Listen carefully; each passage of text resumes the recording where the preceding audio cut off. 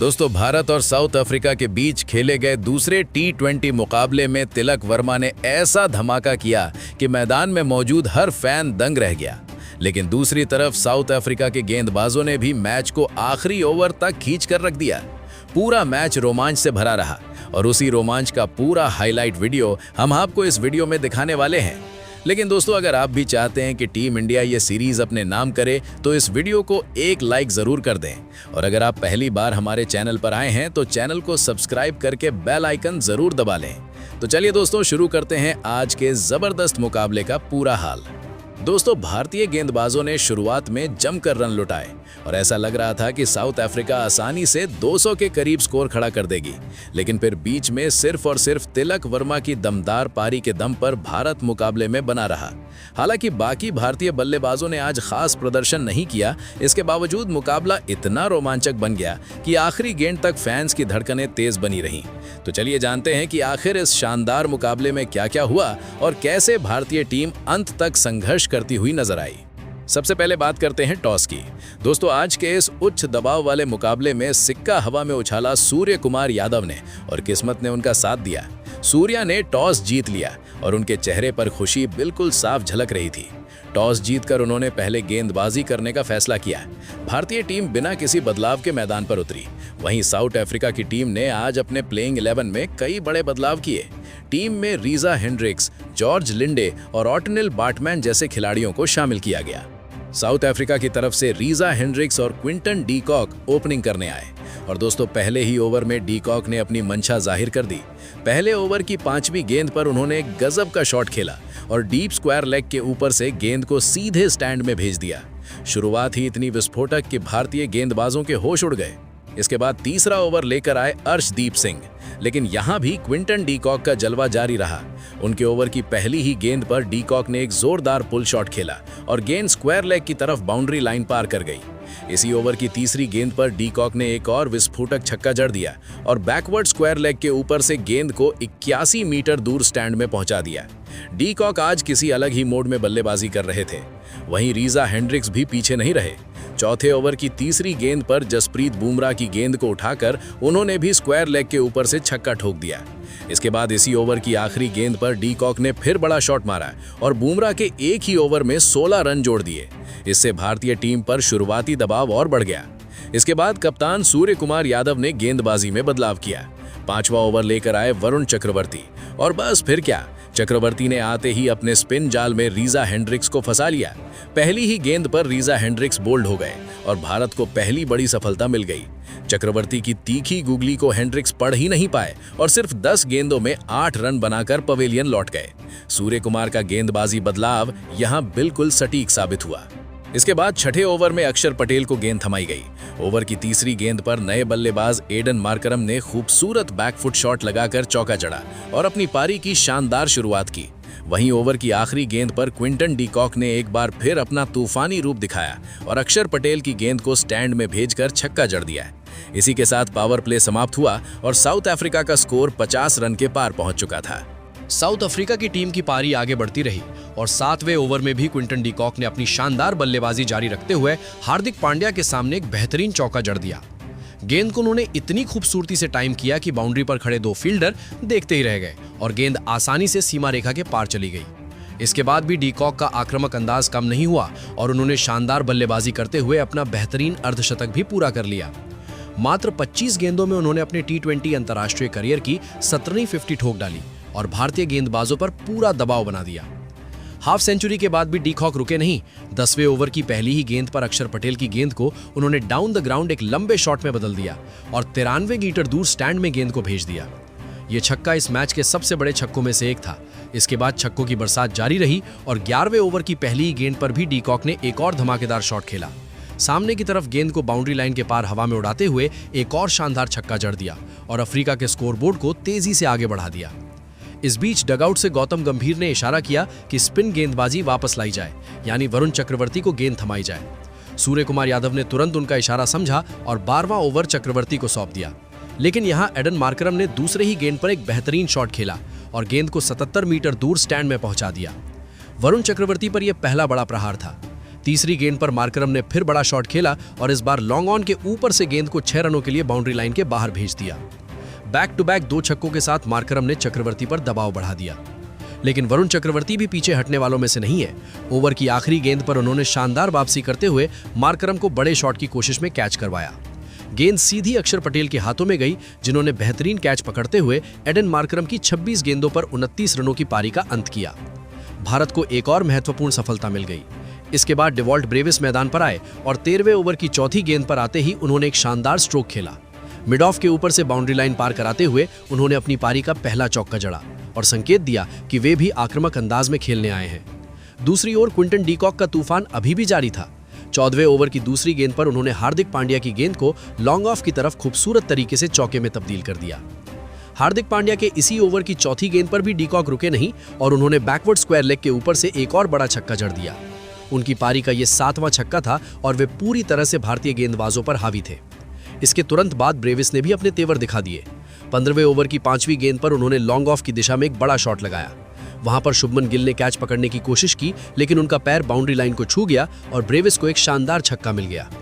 इसके बाद 16वें ओवर की पहली ही गेंद पर वरुण चक्रवर्ती ने बड़ी सफलता दिलाई। उनकी गेंद पर क्विंटन डीकॉक आगे बढ़कर खेलने गए, बल्ले का हल्का सा किनारा लगा और जितेश शर्मा ने तेजी से स्टंपिंग कर दी। डीकॉक 46 गेंदों पर 90 रनों की तूफानी पारी खेलकर आउट हो गए और भारत को सबसे बड़ी सफलता मिल गई। उनके आउट होते ही साउथ अफ्रीका के रन की गति थोड़ा धीमी पड़ती दिखी। ओवर की आखिरी गेंद पर डिवान फरेरा ने मैदान पर आते ही अक्षर पटेल की गेंद को बाउंड्री लाइन के पार भेज दिया और 4 रनों के साथ अपनी पारी की शुरुआत की। 17वें ओवर की पहली गेंद पर डेवॉल्ट ब्रेविस ने अक्षर पटेल के सामने एक और बड़ा शॉट लगाने की कोशिश की, लेकिन यहां पर गेंद ठीक तरह से बल्ले पर आई ही नहीं और तिलक वर्मा ने बिल्कुल भी कोई गलती ना करते हुए हवा में उड़ी गेंद को शानदार अंदाज में लपक लिया। इस बेहतरीन कैच के साथ डेवॉल्ट ब्रेविस की पारी का अंत हो गया। ब्रेविस मात्र 10 गेंदों पर 14 रन बनाकर पवेलियन लौट गए और भारत ने एक और महत्वपूर्ण विकेट झटक लिया। इसके बाद 18वां ओवर करने आए जसप्रीत बुमराह। उनकी दूसरी ही गेंद पर डेविड मिलर ने सामने की तरफ तीर जैसी रफ्तार से एक जोरदार चौका जड़ा। ये शॉट मिलर की क्लीन टाइमिंग का शानदार नमूना था।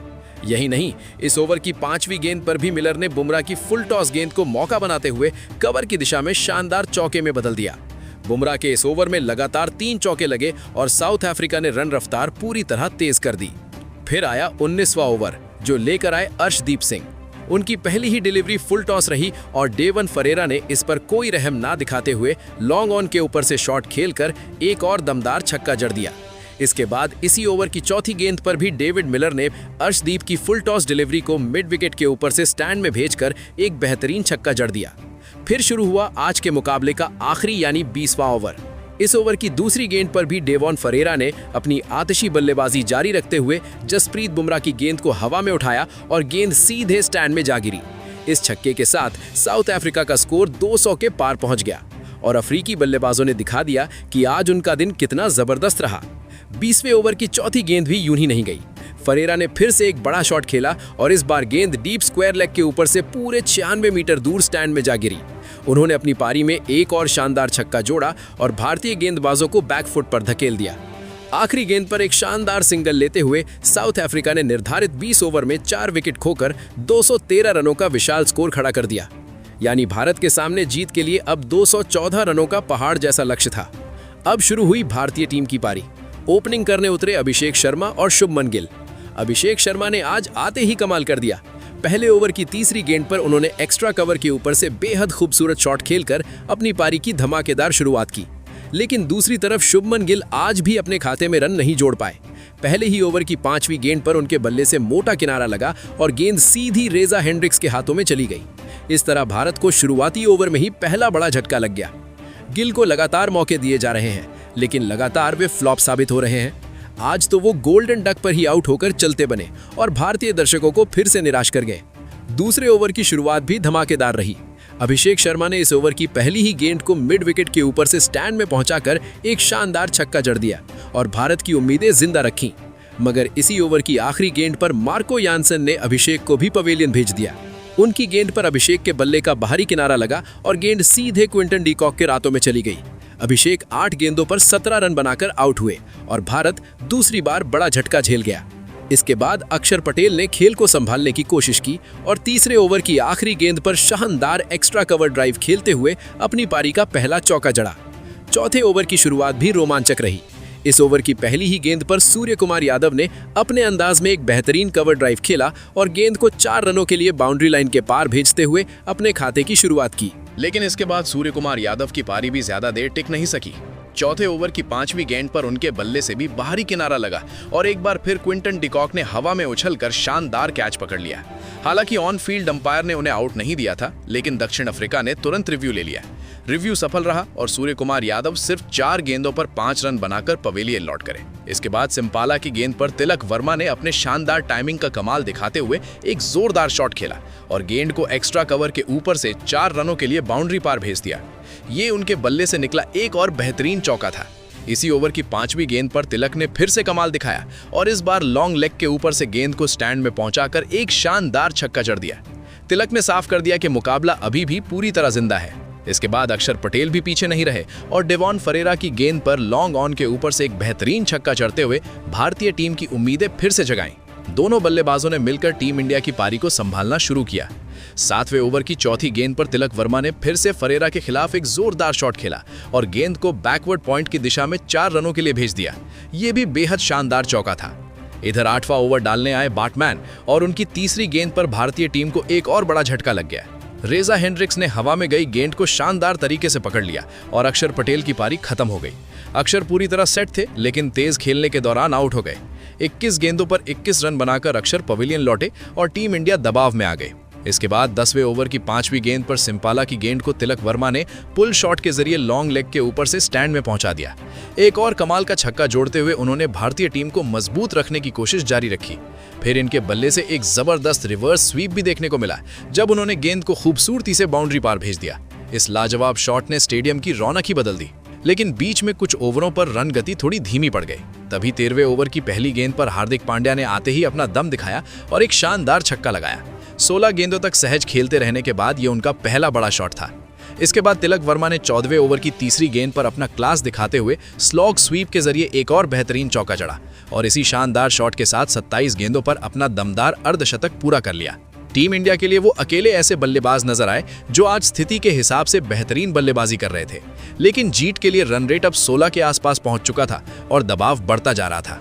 फिर सिम्पाला आए गेंदबाजी करने के लिए और हार्दिक पांड्या बड़े शॉट के लिए गए। पहली गेंद पर उनका कैच छूट गया, लेकिन अगली ही गेंद पर डिवॉल्ट ब्रेविस ने कोई गलती नहीं की। हवा में उठती गेंद को लपकते हुए सिम्पाला की गेंद पर हार्दिक पांड्या को आउट कर दिया। हार्दिक पांड्या 23 गेंदों में सिर्फ 20 रन बनाकर पवेलियन लौटे और भारत को एक और बड़ा झटका लगा। इसके बाद भारत को तेजी से रन की जरूरत थी। इसी बीच नए बल्लेबाज के तौर पर उतरे जितेश शर्मा और आते ही उन्होंने एक जोरदार चौके के साथ अपनी पारी का धमाकेदार आगाज कर दिया। मैदान में बैठे भारतीय दर्शकों में खुशी की लहर दौड़ गई। इसके बाद जितेश ने एक ऐसा शॉट खेला जिसने पूरे स्टेडियम का माहौल बदल दिया। एक मुश्किल यॉर्कर को वे पीछे हटकर उठाते हुए स्कूप की तरह मार गए और गेंद सीधी के लिए लंबी लेग के ऊपर से निकल गई। ये उनमें से था जो किसी भी मैच में बल्लेबाज की मानसिकता बदल देते हैं। दक्षिण अफ्रीका के गेंदबाज भी हैरान रह गए। 16वें ओवर में 13 रन आए और भारत की उम्मीदें फिर से जाग उठी, लेकिन अब जरूरत थी लगातार बड़े ओवर की, क्योंकि लक्ष्य बहुत बड़ा था। 17वां ओवर शुरू हुआ मार्को यानसेन के साथ। जितेश ने पेस को भांपकर कुछ रन तो निकाले, लेकिन यानसेन ने अपनी कद काठी और उछाल का पूरा फायदा उठाया। एक शॉर्ट गेंद पर जितेश ने बड़ा शॉट खेलने की कोशिश की, लेकिन गेंद उन तक पहुंची ही नहीं। वहीं एक धीमी गेंद पर पूरी तरह चक्कर उन्होंने बल्ला घुमा दिया और गेंद हाथ में नहीं लगी। तिलक भी इस ओवर में कोई बड़ा शॉट नहीं मार पाए। फिर आया 18वां ओवर और पहला ही शॉट दिख गया कि तिलक वर्मा अभी भी लड़ाई में है। एक शानदार स्लॉट बॉल मिली और तिलक ने उसे बिना किसी झिझक के उछालकर डीप एक्स्ट्रा कवर के ऊपर से मार दिया। दर्शक खड़े होकर तालियां न बजाने लगे, क्योंकि वो शॉट ना सिर्फ खूबसूरत था बल्कि मैच की सांसें भी वापस खींच लाया था। इसके बाद तिलक ने तेज रन दौड़कर 2 और रन निकाले और फिर एक सिंगल लेकर स्ट्राइक जितेश को दी। जितेश ने पिछले ओवर की लय को जारी रखते हुए एक और शानदार पुल शॉट खेला और गेंद सीधी के लिए निकल गई। अचानक भारत को लगा ये मुकाबला अभी जिंदा है, लेकिन तभी सबसे बड़ा झटका लगा। जितेश एक गेंद पर टाइमिंग चूक गए और गेंद ऊपर उछलकर पॉइंट की तरफ गई। 2 फील्डर्स दौड़कर आए और आखिर में बैट्समैन ने सुरक्षित कैच पकड़ लिया। ये भारत के लिए बहुत बड़ा नुकसान था। जितेश 27 रन बनाकर आउट हुए। ओवर ओवर की आखिरी गेंद पर शिवम दुबे ने 1 रन लेकर पारी को 158 तक पहुंचाया, लेकिन भारत को अवधि 72 रन चाहिए थे सिर्फ 18 गेंदों में, जो लगभग असंभव जैसा था। 19वें ओवर में ऑटनिल बाटमैन ने मैच को पूरी तरह पलट दिया। पहली ही गेंद पर शिवम दुबे को उन्होंने शानदार गेंदबाजी से बोल्ड कर दिया। गेंद ऑफ स्टंप पर गिरकर भीतर आई और दुबे पूरी तरह गच्चा खा गए। अगली ही गेंद पर अर्शदीप ने एक सुंदर चौका जरूर जड़ा, लेकिन इसके तुरंत बाद वो भी कैच देकर लौट गए। भारत की उम्मीदें गिरती चली गई। फिर आया वरुण चक्रवर्ती का पल। अगली ही गेंद पर उन्होंने बड़ा शॉट खेलने की कोशिश की, लेकिन बल्ले के बिल्कुल नीचे से लगा। गेंद हवा में उछली और कप्तान मार्करम ने आराम से कैच पकड़ लिया। बाटमैन ने इस ओवर में 2 और विकेट लेकर भारत के आखिरी सहारे भी तोड़ दिए। वो 4 विकेट लेकर हीरो बनकर उभरे, जबकि भारत की टीम 162 रन पर खड़ी रह गई। 20वें ओवर की पहली ही गेंद ने कहानी पूरी कर दी। तिलक वर्मा, भारत की आखिरी उम्मीद, एक बड़ा शॉट खेलने गए, लेकिन गेंद हवा में उठकर सीधी मार्करम के हाथों में जा पहुंची। तिलक की 62 रन की बहादुर पारी बेकार गई और भारत की टीम 162 पर ढह गई। दक्षिण अफ्रीका ने यह मुकाबला 51 रन से जीत लिया और सीरीज अब 1-1 से बराबर हो चुकी है। इस मैच ने एक बात साफ कर दी, तिलक वर्मा और जितेश शर्मा भविष्य के बड़े सितारे हैं, लेकिन दक्षिण अफ्रीका की डेथ बॉलिंग ने आज भारत के पूरे संघर्ष को रोक दिया। दोस्तों, आपके हिसाब से भारत की इस हार की वजह क्या है? कमेंट जरूर करें।